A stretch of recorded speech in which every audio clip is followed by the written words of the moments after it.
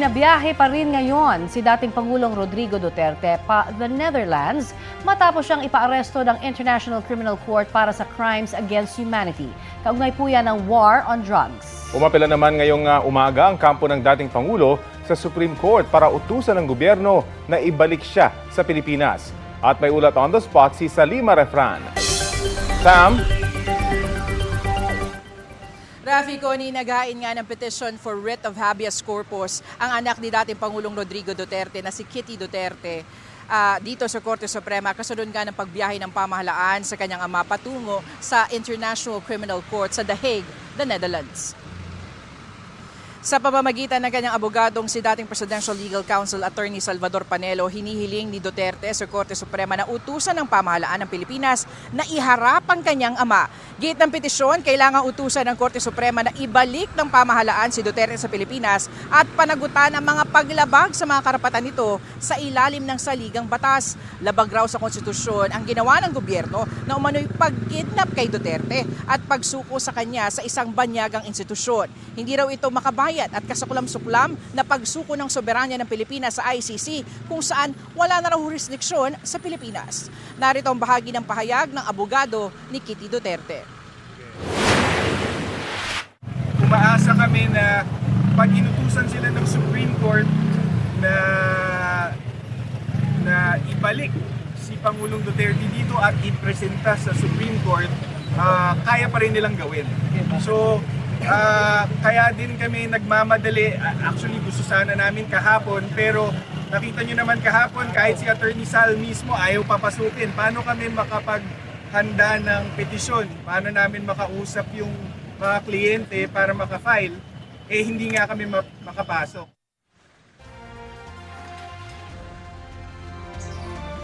Rafi, Connie, hanggang sa ngayon wala pang inilalabas o wala pang impormasyon na inilalabas sa desisyon o panibagong aksyon ng Korte Suprema. Kasunod naman nung inihaing petisyon kahapon ni dating Pangulong Duterte at ni Senador Bato de la Rosa. Nagkaroon na nga ng special raffle para talakayin ito ng mga maestrado pero wala pang impormasyon tungkol sa hinihinging TRO ng mga petitioner. Yan muna ang latest mula nga dito sa Korte Suprema. Rafi, Connie. Sam, pagkatapos maghain ng petisyon, ano ang magiging proseso ng pagdinig nito sa Korte Suprema? Connie, sa ngayon, importante na malaman natin kung magkakaroon nga ba ng raffle ang Korte Suprema para talakayin na nga ang petisyon na ito. Natatandaan natin kahapon, nagkaroon ng special raffle na iniutos mismo ng Chief Justice para nga talakayin agad yung urgent motion na yan para sa TRO. Ngayon, aantabayan na natin kung ano magiging aksyon dito ng Korte Suprema. Connie. Maraming salamat, Salima Refran. Kaninang 8:03 ang AM oras sa Pilipinas, lumapag sa paliparan sa Dubai ang eroplanong lulan si dating Pangulong Rodrigo Duterte. Sa Al Maktoum International Airport yan para sa tech stop o pag-refuel ng eroplano. Patungo sa The Hague sa The Netherlands ang eroplano para sa investigasyon ng ICC sa dating Pangulo. Kahapon, inaresto si Duterte sa bisa ng warrant ng ICC para sa crimes against humanity kaugnay sa war on drugs. Naniniwala si Vice President Sara Duterte na tila state kidnapping ang naging pag-aresto sa kanyang amang si dating Pangulong Rodrigo Duterte kahapon. What do you call it? State kidnapping? Parang ganyan na yung nangyayari. And all because mukhang matatalo sila sa midterm elections. Nasa labas ng Villamor Air Base sa Pasay ang Vice Presidente kagabi na sinubukang personal na makita at makausap ang kanyang ama pero nabigo daw siya. Giit ng Vice, hindi tama ang naging proseso sa arrest warrant dahil sa local court dapat dinala ang dating Pangulo. Wala rin daw legal na basihan ang pag-turnover sa kanyang ama sa International Criminal Court. Ayon kay Vice President Duterte, binalaan na rin siya ng kanyang ina na baka siya ang sunod na target ng ICC. Oo, sinabihan ako ng nanay ko. Sabi niya, mag-ingat ka dahil ikaw ang susunod. Iniisip ko lang ang gastos sa abogado. Magastos kasi ang mga abogado. So, yan lang naman yung concern natin sa ngayon. But so far, napaghandaan din naman yung gastos. Yes, my mother warned me about me as the next target for the ICC. Tumulak na rin pa the Netherlands si Vice President Sara Duterte. Ayon sa kanyang tanggapan, umalis ang flight ng Vice Presidente kaninang 7:40 ng umaga. Ang iba pa raw na detalye kaugnay sa biyahe ni Vice President Duterte, ibibigin nila kung kinakailangan.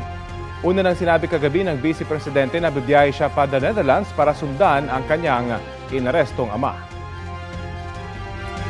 Samantala, nanindigan si Pangulong Bongbong Marcos na sinunod ng gobyerno ang lahat ng legal na proseso kaugnay sa pag-aresto kay dating Pangulong Rodrigo Duterte.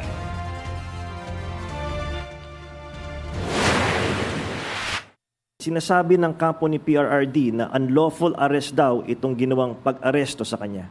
Well,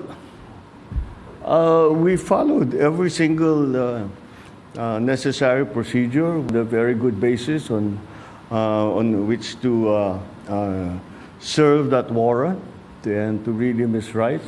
We followed all the legal procedures that are necessary. So I'm confident that if in further examination, you will find that it is proper and correct. Sabi pa ng Pangulo, isinilbi ng Philippine National Police ang arrest warrant kay dating Pangulong Duterte dahil na rin sa hiling ng International Criminal Police Organization o Interpol. Kasama raw yan sa mga obligasyon ng Pilipinas bilang miyembro ng Interpol. Paglilinaw ng Pangulo, walang kinalaman sa politika o sa eleksyon 2028 ang pagkakaaresto kay Duterte. I'm sure sasabihin nila yan. But this case started in 2017. So I don't see how that can be political persecution on my part. We have to recognize that, of course, it's natural for people to put lalagyan ng politika, kulay ng politika. Pero sinundan lang natin yung ICC, yung Interpol.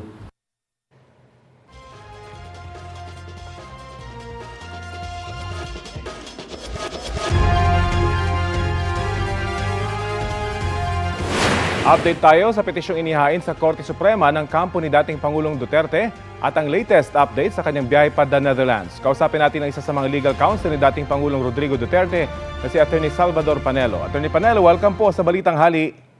Magandang tanghali sa iyo, Raf. Opo, nakausap niyo na po ba ang Pangulo pagkatapos siyang maaresto at kumusta na po kaya siya ngayon? Paano mo makakausap yun? Hindi nga ako nakapasok sa Villamor Air Base. Kaya nila papasukin ng abogado. Kahit po sa telepono, hindi niyo po nakausap ang inyong kliyente? Paano mo makakausap sa telepono yun? Ginajump nila yung mga telepono namin. Yung nandun sa Villamor Air Base. Lahat po ng mga binanggit niyo, posibleng paglabag ito, mayroon ba kayong gagawing aksyon laban sa PNP? Unang-una, hindi lang paglabag. Alam mo, mas masahol po ito sa diktatorya ng panahon ng kanyang tatay. Sabagat noon, kami mga abogado, nakakapasok kami sa lahat ng detention center para makausap namin ng mga kliyente namin. Ito hindi. Hindi lang kami.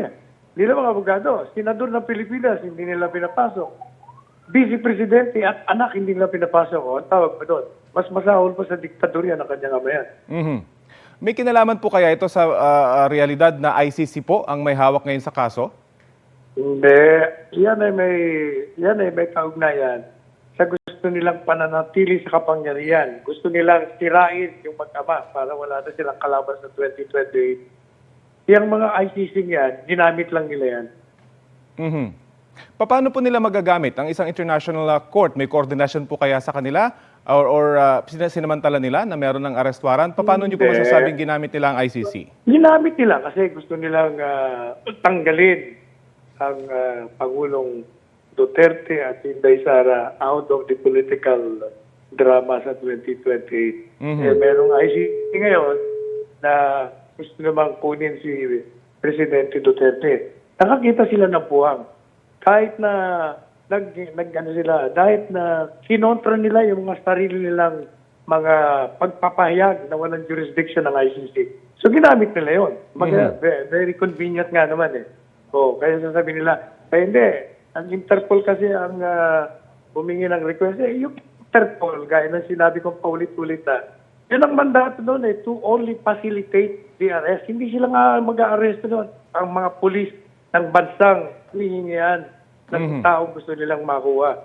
Kaya madalis sabi, yung arrest warrant na nanggagaling sa ICC, maliban pa sa illegal nga dahil walang jurisdiction. Sinasabi ng iba na yung Interpol ay enforcement agency. So, that makes it worse. Kung ito'y ahente lamang ng ICC, ay yung principal, walang jurisdiction, lalo na yung ahente. So, madaling sabi, illegal lahat ang ginawa nila. Illegal yung pag-aresto, hindi sila pinakitaan ng warrant of arrest, pinakitaan na lang sila nung detain na. So, illegal yung detention. Illegal din yung ginawa, parang effectively, kidnapping ang ginawa nila kay Presidente. Labag sa kanyang kalooban, nilabag nila ang kanyang karapatan, isinakay nila sa aeroplano at dinala sa ibang lugar. Iyon ay hubad na paglabag sa ligang batas. Kaya dapat ang managot doon, kung sino man na nagutos, panagutin sa ating bansa. Kaya tumakbo kami sa Korte Suprema dahil Korte Suprema na lang ang maaaring makialam dito. Opo. Kaya ang hinihingi namin sa Korte Suprema, dalhin nila, ibalik nila ang Presidente at ipaliwanag nila, i-justify nila kung bakit nila ginawa yung mga illegal na akto nila. Yun nga po ang At hindi tanong. pwedeng sabihin na nawala na rito sa Pilipinas, wala nang jurisdiction, hindi po pwede yan. Kasi yung aktong illegal mo, kahit saan ka magpunta, susundan ka niyan. Pero paano nga po masasaklaw ng Korte Suprema kung kapag nasa dahig na siya, lalo na at naka-detain na siya doon? Ano po pwede nyo maging recourse? Hindi. Problema na ng gobyerno yun. Kasi ang Korte Suprema, uutusan sila, ibalik niya. Problema niya kung paano niya ibalik. Kapag kayo gumawa ng mali at illegal, correct niyo sarili niyo. Ibalik niya. Kung hindi, mananagot kayo. Okay.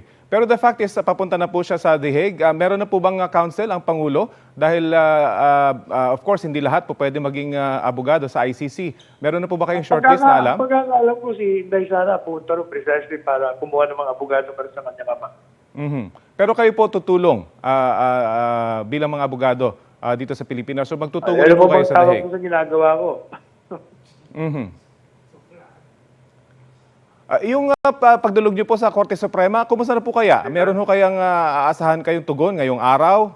Meron ho ba kayong naasahang magiging, kasi nag-utos na ng special raffle ang Korte Suprema kahapon?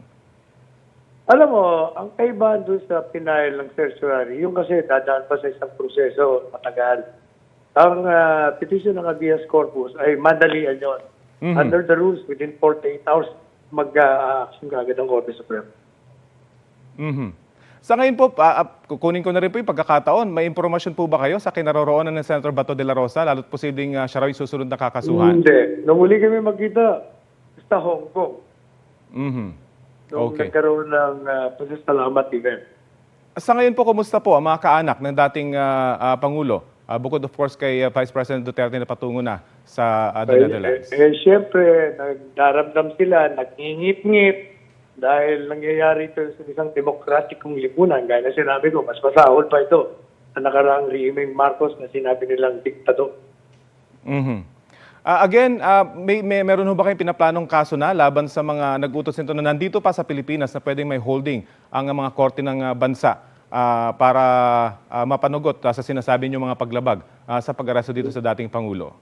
Gaya ng paulit-ulit ko nang sinabi sa lahat ng aking payag, lahat na gumawa ng illegal na akto laban kay Presidente Duterte at laban kahit na kaninong tao, papanagutin natin sa hukuman. Aabot ho ba ito hanggang sa Pangulong Bongbong Marcos? Lahat yan. Kaya nga lahat di walang exception. Okay, sige po, malinaw. Maraming salamat po sa oras na ibinahagi niyo sa Balitang Hali. Salamat, Rafi. Si Attorney Salvador Panelo. Sinusubukan po namin kontakin ang Malacanang at ang PNP kaugnay sa mga pahayag ni Attorney Panelo. Naka-heightened alert ang Philippine National Police sa buong bansa dahil daw sa mga posibleng rally at mass action matapos po ang pag-aresto kay dating Pangulong Rodrigo Duterte. Kahapon, ilang taga-suporta na ng dating Pangulo ang nagtipon sa Villamor Air Base sa Pasay kung saan ilang oras na natili si Duterte. Balitang hatid ni James Agustin. Ilipad sa ibang bansa. Nagtipon-tipon at nagsagawa ng programa mga sumusuporta kay dating Pangulong Rodrigo Duterte sa labas ng Gate 5 ng Villamor Air Base kagabi. Ang iba may dala pang tarpaulin na nakasadang suporta sa dating Pangulo.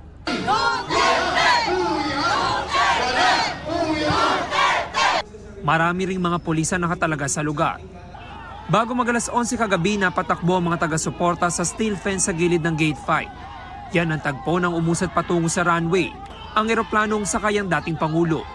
Bahagyang nagkagulo ng paatrasin ng mga pulis sa mga sumusuporta. At nang tuluyan na nakalipad ng eroplano, naging emosyonal ang ilang supporters. Lalo pang nagdagdag ng puwersa ang PNP. Dumating sa lugar si Atty. Israelito Torreon na isa sa mga tumatayong abogado ng dating Pangulo. Umaasa sila makakakuha ng Temporary Restraining Order o TRO mula sa Korte Suprema. The next move is we will have to meet with my fellow lawyers. No, I will have to meet with Attorney Martin Delgra. No, and I will have to converse likewise to former Executive Secretary Medialdea and Attorney Vic Rodriguez and the other lawyers who are assisting us, so that we can come up with a unified legal theory as to how we can defend well the rights of the former president. James Agustin, nagbabalita para sa GMA Integrated News. Asahan na po ang mas mataas na electric bill ngayong Marso dahil sa ipatutupad na dagdag singil ng Meralco. Sa isang advisory, sinabi po ng Meralco na mahigit 26 centavos per kilowatt hour ang power rate hike. Katumbas po yan ng 53 pesos na dagdag sa bill ng customer na kumukonsumo ng 200 kilowatt hours kada buwan. Sabi ng Meralco, tumaas din kasi ang singil sa transmission charge. Mas malaki na rin daw ang kokolektahing feed-in tariff allowance o yung pondong ginagamit para sa development ng renewable energy sources sa bansa.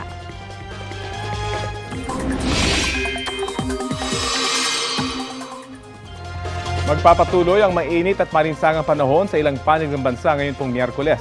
Ayon sa pag-asa, apektado pa rin ng easterlies ang silangang bahagi ng bansa. Posibleng umabot sa 44 degrees Celsius ang heat index o damang init ngayong araw sa Dagupan, Pangasinan. 41 degrees Celsius naman sa San Jose Occidental, Mindoro, Legazpi, Albay, Dirac, Catanduanes, Masbate City, Pili, Camarines Sur, Ginubatan, Albay, Zamboanga City, Cotabato City at sa Butuan, Agusan del Norte. 40 degrees Celsius naman ang posibleng heat index sa Pasay, habang 38 degrees Celsius dito po sa Quezon City.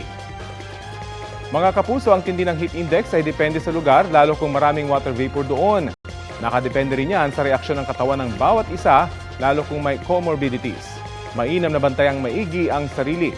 Panatiling presko ang pakiramdam at dalasan ang pag-inom ng tubig. Sa kabila ng alinsangan, posible pa rin ang ulan dahil sa easterlies. Light to moderate rains ang mararanasan sa ilang panig ng bansa sa mga susunod na oras base po sa rainfall forecast ng Metra Weather. Asahan ng heavy to intense rain sa ilang lugar.